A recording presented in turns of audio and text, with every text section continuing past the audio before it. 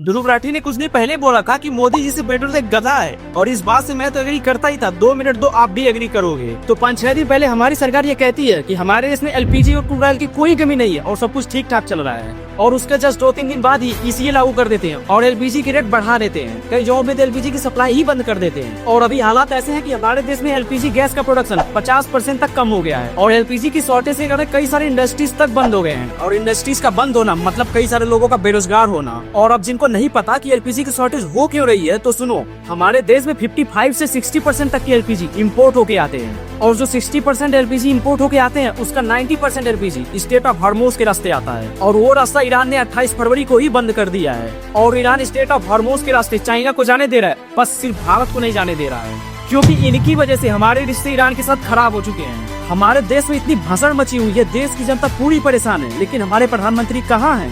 हमारे प्रधानमंत्री बहुत बिजी हैं केरला जाके वोट मांगने में, और वो वहाँ जाके बोलते हैं कि हम केरला का नाम चेंज करके केरलम कर देंगे, आप हमें जितवा दो।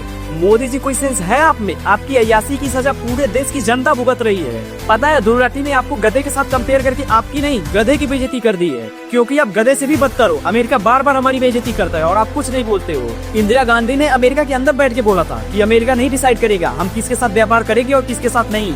अटल बिहारी वाजपेयी को आप कभी मत भूलिएगा, जिन्होंने अमेरिका के इतने प्रेशर के बाद भी हमारे देश को परमाणु संपन्न बनाया, जिनकी वजह से आज हमारे देश को कोई आग उठा के नहीं देखता। तो मोदी जी अपने ऐसे कौन से गुल खिलाए अमेरिका में जाके कि आप ट्रम्प को कुछ नहीं बोल सकते हैं? और अगर हो गई आपसे कोई गलती, आप नहीं बोल सकते ट्रम्प को, तो आप इस्तीफा दे दीजिए। पर अफसोस, ये सब सवाल आपसे मीडिया वाले कभी नहीं करेंगे, क्योंकि उनके पास हिम्मत ही नहीं है। तो वो हिम्मत हम करते हैं। आप हमारी आवाज को बुलंद करने के लिए हमें फॉलो कर सकते हैं। जय हिंद, जय भारत दोस्तों।